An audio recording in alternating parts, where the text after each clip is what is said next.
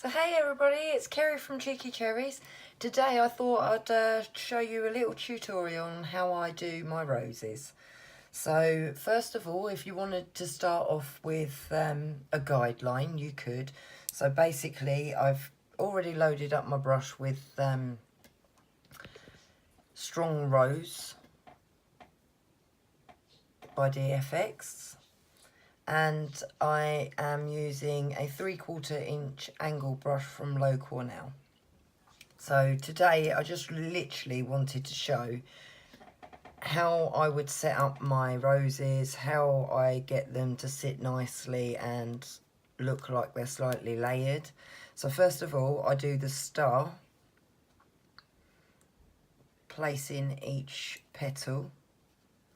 This helps with the beginning parts of placing the petals. So as you can see, there's the star, and between each of these we'll give the brush a little wiggle, keeping the heel of the brush moving slowly between the gap, whereas the white side on the outside will be doing much bigger wiggles. So you need to keep it at a slight angle, and I'll show you how. So from there, give it a wiggle, keeping the base in the middle and getting to that other point and stopping. That then gives you one petal. Same again from that petal. You can either overlap them slightly. If my paint dries quick enough, I do like to do that. It makes them sit nicer.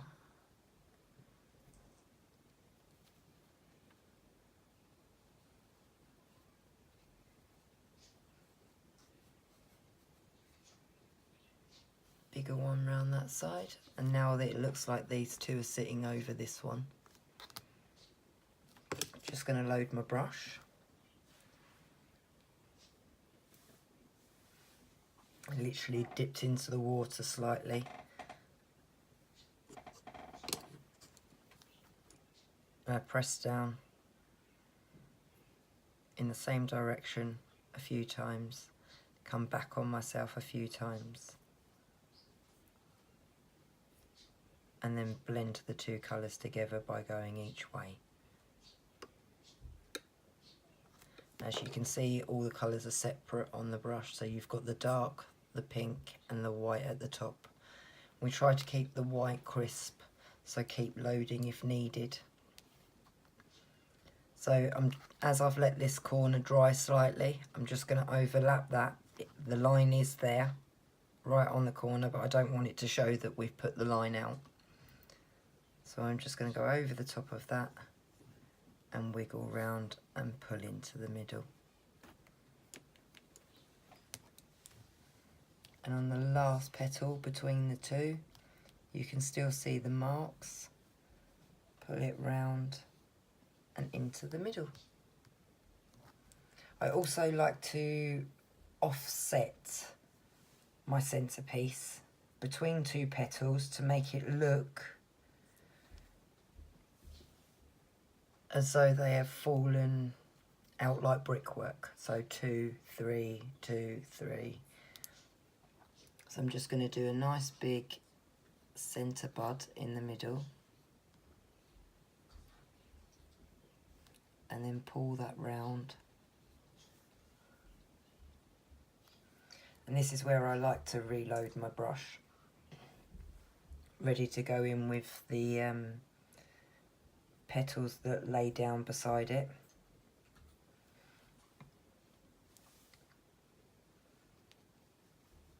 So I would line it up,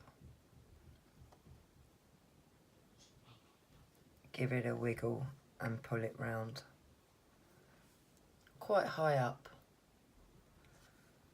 Once again, line it up so that it looks like it's coming from behind, give it a wiggle and pull it down in front. At this point I'd reload again to keep my white.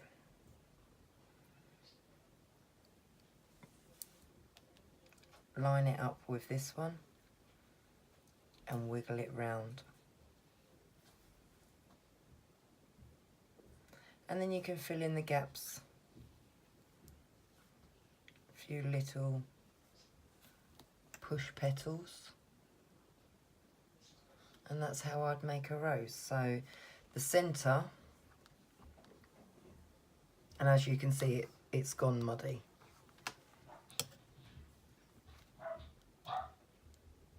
When you do it, it does go muddy over the other colours. So I literally wipe it off on my cloth to take the excess of the colour off, to take you back down to the base colours. This doesn't always work. You do sometimes have to wash your brush. It depends how muddy you got them. Reload again. And it takes that form again. As you can see here, they all muddied together. Just wiped it off, reloaded.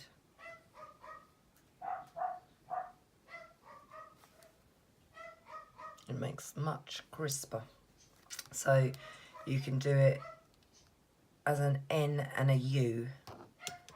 So as you go over, if you was writing an N, so N and then U, you can offset, or you could hold the bottom where it is, pull up, and then pull that round. You can also do it wiggly, if you'd like a wiggly centre, which is more on daffodils. So round you go, wiggle, wiggle, wiggle, wiggle, and wiggle round that way. Cabbage rose also looks a little like this.